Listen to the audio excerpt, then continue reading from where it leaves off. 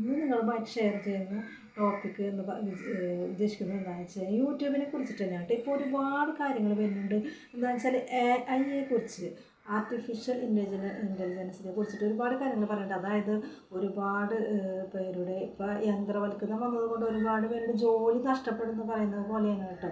ഈ AI കാലത്തിൻ്റെ ഈ സാഹചര്യത്തിൽ ഒരുപാട് പേർക്ക് അവരിപ്പോൾ ചെയ്യുന്ന ക്രിയേറ്റീവ്സിനായാലും യൂട്യൂബേഴ്സിനായാലും പലർക്കും ഇപ്പോൾ AI കൊണ്ട് അവരുടെ ഒരു മൂല്യം കുറയും എന്നൊക്കെ ഒരുപാട് വീഡിയോസുകളൊക്കെ വരുന്നുണ്ട് കേട്ടോ. അപ്പോൾ അതിൻ്റെ കാര്യം നമുക്ക് വരും കാലങ്ങളിൽ നമുക്ക് അറിയാൻ പറ്റുള്ളൂ. ഇപ്പോൾ AI ഉള്ളതുകൊണ്ട് ഒരു ഗുണം എന്താണെന്ന് വെച്ച് കഴിഞ്ഞാൽ നമുക്ക് ഒരുപാട് കാര്യങ്ങൾ നമുക്ക് പെട്ടെന്ന് ടെക്നിക്കലി നമുക്ക് ചെയ്യാൻ സാധിക്കും കേട്ടോ. അപ്പോൾ ഡയലോഗുകളാണെങ്കിലും എന്തെങ്കിലും സീൻസുകൾ നമുക്ക് ചെയ്യേണ്ട കാര്യങ്ങളായാലും നമുക്ക് AI ഉള്ളത് കൊണ്ട് പെട്ടെന്ന് നമുക്ക് സെലക്റ്റീവായി ചെയ്യാൻ പറ്റും. ഇനിയിപ്പോൾ പറയുന്നത് എന്താണെന്ന് വെച്ചാൽ സിനിമകൾ, ഇപ്പോൾ എനിക്കൊരു സിനിമ ചെയ്യണം അല്ലെങ്കിൽ എൻ്റെ ഒരു കഥയുണ്ടെന്ന് വിചാരിക്കുക. അപ്പോൾ ആ കഥ എനിക്കിപ്പോൾ ആരോടെങ്കിലുമൊക്കെ ഒന്ന് പറയുമെന്ന് വിചാരിച്ചിട്ട് നമ്മളിപ്പോൾ പറഞ്ഞെന്ന് വിചാരിക്കുക. അപ്പോൾ നമുക്ക് പറയാനും നമ്മുടെ മനസ്സിലുണ്ടെങ്കിൽ നമ്മളിപ്പോൾ എഴുതി വെക്കൂലേ.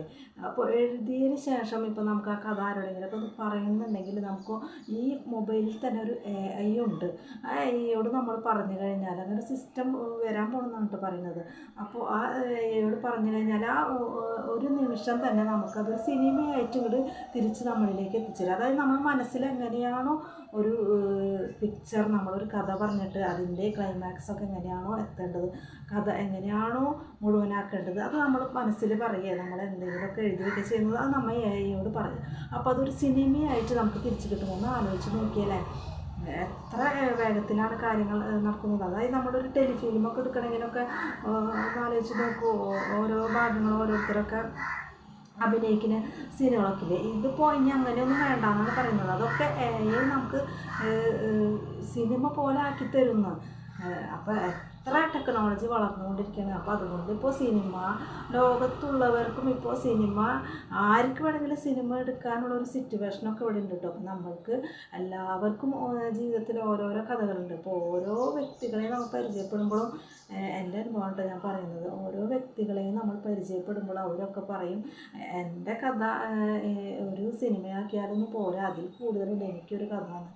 അങ്ങനെ ഓരോ വ്യക്തികൾക്കും അവരുടേതായ കഥകൾ പറയാനുണ്ടാവും കേട്ടോ. അപ്പോൾ അതൊക്കെ ഇനിയിപ്പോൾ നമുക്കൊരു നമ്മുടെ മനസ്സിലുള്ള ചിന്തകളൊക്കെ നമുക്ക് എഴുതേണ്ട പുസ്തകങ്ങളൊക്കെ കൂട്ടിയിട്ടൊരു സിനിമയാക്കി മാറ്റാനൊക്കെ AIയുടെ കാലത്തൊക്കെ നമുക്ക് സാധിക്കും. അപ്പോൾ അതുകൊണ്ട് നമുക്ക് ഗുണങ്ങളുണ്ട് ദോഷങ്ങളും ഉണ്ട് കേട്ടോ.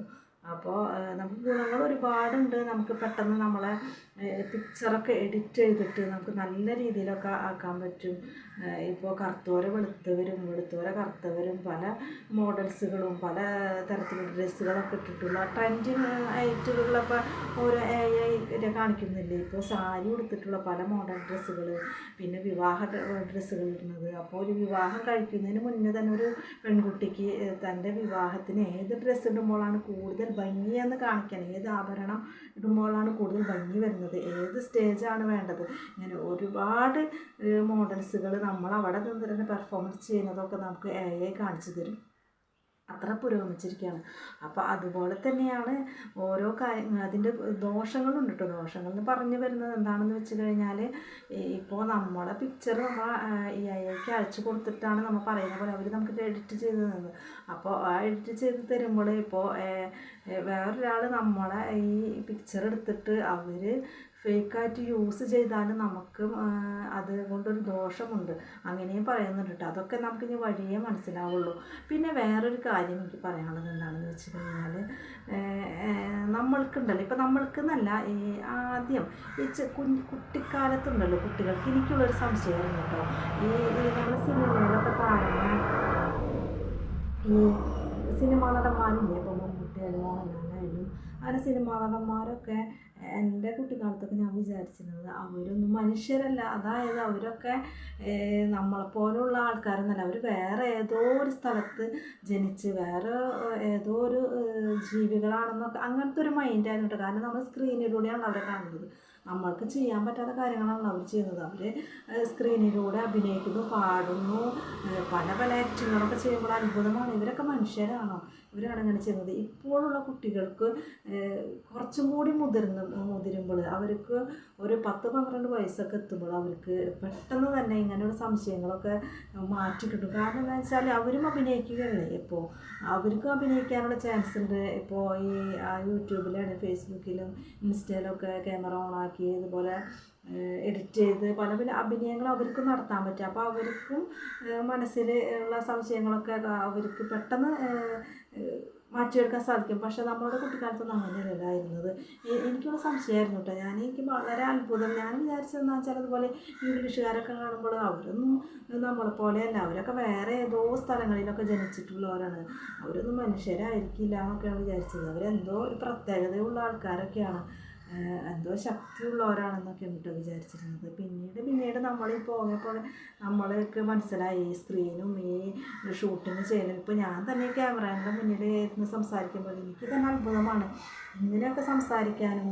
ഒരു നാൾ ഞാൻ എൻ്റെ പിക്ചർ ഇങ്ങനെ വന്ന ഒരു എന്താ പറയുക, ഒരു ഫോട്ടോ ഒരു വീഡിയോ ഒക്കെ ആയി വന്ന് മറ്റുള്ളവർ കാണുന്നതൊക്കെ എൻ്റെ സ്വപ്നത്തിൽ പോലും ഞാൻ വിചാരിച്ചിരിക്കാത്ത കാര്യങ്ങളാണ് സംഭവിച്ചുകൊണ്ടിരിക്കുന്നതൊക്കെ. അപ്പോൾ ഒന്ന് ആലോചിച്ച് നോക്കും. അപ്പോൾ ഞാൻ പറഞ്ഞത് എന്താണെന്ന് വെച്ച് കഴിഞ്ഞാൽ, കുട്ടികളുടെ കാര്യം പറഞ്ഞില്ലേ. അപ്പോൾ എൻ്റെ ഒരു കസിൻ എന്ന് പറഞ്ഞാൽ എൻ്റെ നാത്തൂൻ്റെ പേരക്കുട്ടിയാണ് കേട്ടോ. അവളെന്നെ കാണാൻ വന്നിട്ടോ.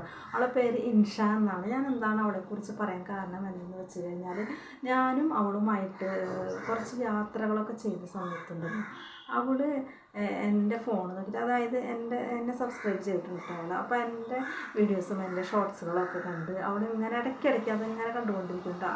അപ്പോൾ ഞാൻ അവളെ നോക്കിയിട്ട് ഞാൻ അവളോട് ചോദിക്കും, നീ എന്തിനാണ് ഇത് തന്നെ ഇങ്ങനെ കണ്ടുകൊണ്ടിരിക്കുന്നതെന്ന് അവളോട് ഞാൻ ചോദിക്കുന്നുണ്ട്. അപ്പോൾ അവൾക്ക് ഒന്നും പറയില്ല. അവൾ നമുക്ക് ഒരുമിച്ച് ഒരു വീഡിയോ ചെയ്യാം എന്ന് ഇടയ്ക്കിടയ്ക്ക് എന്നോട് പറയാറുണ്ടായിരുന്നു കേട്ടോ. പക്ഷേ ഞാനത് കൂടുതൽ മൈൻഡ് ചെയ്തിട്ടുണ്ടായില്ല. അങ്ങനെ ഒരു ദിവസം അവൾ എന്നെ കാണാൻ വന്നു കേട്ടോ. എൻ്റെ വീട്ടിലേക്ക് കാണാൻ വന്നപ്പോൾ ഇവൾ കാണാൻ വരുമ്പോഴും ഇവൾ എന്താണെന്ന് വെച്ച് കഴിഞ്ഞാൽ ഇങ്ങനെ അവിടെ ഇവിടെയൊക്കെ ഇങ്ങനെ തിരയുന്നത് കാണുന്നുണ്ട് കേട്ടോ. പിന്നെ എൻ്റെ പിന്നാലെ നടന്നിട്ട് എന്നോട് ഫോണ് എവിടെ വീഡിയോ എടുക്കണത് എന്നൊക്കെ ചോദിക്കുന്നുണ്ട്. അപ്പോഴെനിക്ക് മനസ്സിലായിട്ട് എന്താണ് സംഭവം എന്ന്. അപ്പോൾ എൻ്റെ നാത്തൂൻ പറഞ്ഞതെന്താണെന്ന് അറിയുമ്പോൾ അവൾ വിചാരിച്ചിരിക്കുന്നത് ഞാനിവിടെ ഒരു സ്റ്റുഡിയോ ഒക്കെ സെറ്റ് ചെയ്തിട്ട്, അതായത് ഞാൻ എൻ്റെ കുട്ടിക്കാലത്ത് പറഞ്ഞില്ലേ എനിക്കൊരു ജിജ്ഞാസ ഉണ്ടായിരുന്നു ഈ സിനിമയിൽ അഭിനയിക്കുന്നവരൊക്കെ സാധാ വ്യക്തിത്വങ്ങളല്ലാന്ന്. എന്ന പോലെ തന്നെ കേട്ടോ അവളും വിചാരിക്കുന്നത് ഞാനിവിടെ ഈ വീട്ടിൽ ഇരുന്ന് ചെയ്യുന്ന കാര്യങ്ങളൊക്കെ അവളും വിചാരിച്ചിരിക്കുന്നത് എങ്ങനെയാണെന്ന് വെച്ച് കഴിഞ്ഞാൽ നല്ലൊരു സ്റ്റുഡിയോ പോലെ സെറ്റ് ചെയ്തിട്ട്, അതായത് കൊളാബ് വീഡിയോസുകളൊക്കെ ചെയ്യുമ്പോൾ അതിൽ പല പല വീഡിയോസുകളൊക്കെ വരുന്നുണ്ടല്ലോ. ഇപ്പോൾ ഓരോരുത്തരും ഓരോ മീൻ മുറിക്കുന്നതും പിന്നെ ഓരോ സ്റ്റേജ് പ്രോഗ്രാമുകൾ, അങ്ങനെ പലൻ്റെ കൊളാബ് വീഡിയോസ് കണ്ടാൽ അറിയില്ല. അതൊക്കെ ചെയ്യുന്നത് ഞാൻ ഈ സ്റ്റുഡിയോയിൽ അവരൊക്കെ ഞാൻ സെറ്റ് ചെയ്ത് വെച്ചിട്ടുണ്ടെന്നാണ് കേട്ടോ അവൾ വിചാരിക്കുന്നത്. അപ്പോൾ അവൾ അതൊക്കെ കാണാൻ വേണ്ടിയിട്ടാണ് ഓടി വന്നത്. എവിടെയാണ് സ്റ്റുഡിയോയുടെ ഉള്ളിൽ എന്തൊക്കെയാണ് സെറ്റ് ചെയ്ത് വെച്ചിരിക്കുന്നതെന്ന് അറിയാൻ വേണ്ടിയിട്ടാണ് അവൾ വന്നത് കേട്ടോ. അപ്പം ഞാൻ ചെയ്യുന്ന എൻ്റെ റൂം കാണിച്ച് കൊടുത്തിട്ട് പറഞ്ഞു, ഇതാണ് കേട്ടോ മോളെ എൻ്റെ റൂം, ഇവിടെ ഇരുന്നിട്ടാണ് ഞാൻ എൻ്റെ അത്യാവശ്യം വീഡിയോസുകളൊക്കെ ചെയ്യുന്നുണ്ടെന്ന് പറഞ്ഞിട്ടോ. അപ്പോഴും അവളെ സംശയം മാറിയിട്ടില്ല എന്ന് എനിക്ക് മനസ്സിലായിട്ട്. അപ്പോൾ ഞാൻ അവളോട് പറഞ്ഞു, മോളെ നീ കുറച്ചും കൂടി മുതിർന്ന് വരുമ്പോൾ ഞാൻ ചെയ്യുന്നത് പോലെയുള്ള വീഡിയോസുകളൊക്കെ നിനക്കും ചെയ്യാൻ പറ്റും. അപ്പോൾ നിനക്കും ഒരുപാട് കാര്യങ്ങൾ പഠിക്കാൻ പറ്റും. അപ്പോൾ നിനക്ക് അതുപോലെ തന്നെ ചെയ്യാൻ പറ്റും. അങ്ങനെ അപ്പോഴെനിക്ക് മനസ്സിലായത് കേട്ടോ കുട്ടികളെ മനസ്സിലും എത്രത്തോളം സംശയങ്ങൾ നിൽക്കുന്നുണ്ടെന്ന്. അപ്പോൾ നമ്മളെ ഈ യൂട്യൂബിൻ്റെ ഈ കാലഘട്ടത്തിൽ കുട്ടികൾക്ക് ഇപ്പോൾ കുറച്ച് മുതിർന്നു കഴിഞ്ഞാൽ അവർക്ക് ഓട്ടോമാറ്റിക്കായി എല്ലാം ചെയ്യാനും പഠിക്കാനുള്ള സാഹചര്യങ്ങളൊക്കെ ഉണ്ട്. അപ്പോൾ ഈ കാലം എന്ന് പറയുന്നത് നമ്മൾ വിചാരിക്കുന്ന പോലെയല്ല. നമ്മളെ രൂപത്തിലുള്ള ആൾക്കാർ, ഇപ്പോൾ നമ്മളിവിടെ ഇരുന്ന് സംസാരിക്കുന്നത് പോലും നമുക്ക് സംസാരിക്കാതെ നമുക്ക് ആക്ഷൻ കൊണ്ട് നമ്മൾക്ക് വേറെ ദൂരെ എവിടെ ഇരുന്ന് കൊണ്ട് പോയാലും നമ്മളെ പിക്ചറും നമ്മളെ വീഡിയോസുകളൊക്കെ ഓട്ടോമാറ്റിക് AI തന്നെ ഏറ്റെടുത്തിട്ട് ചെയ്യുന്ന ഒരു കാലമൊക്കെ വരുന്നുണ്ട്. അപ്പോൾ എത്രത്തോളം സാങ്കേതിക വിദ്യ വളർന്നുകൊണ്ടിരിക്കുകയാണ്. അപ്പോൾ എല്ലാവരോടും പറയാനുള്ളത് എന്താണെന്ന് വെച്ച് കഴിഞ്ഞാൽ, നമ്മൾ ഈ ഒരുപാട് എഫേർട്ടും ഒരുപാട് സമയങ്ങളൊക്കെ എടുത്തിട്ടാണ് ഓരോ വീഡിയോസുകളൊക്കെ നമ്മൾ ചെയ്യുന്നത്. അപ്പോൾ എല്ലാവരും മാക്സിമം എൻ്റെ വീഡിയോസൊക്കെ കണ്ട് സപ്പോർട്ട്, ലൈക്കും കമൻറ്റൊക്കെ ചെയ്യണം. നെക്സ്റ്റ് നല്ലൊരു വീഡിയോ ആയിട്ട് വരുന്നതായിരിക്കും. Thank you.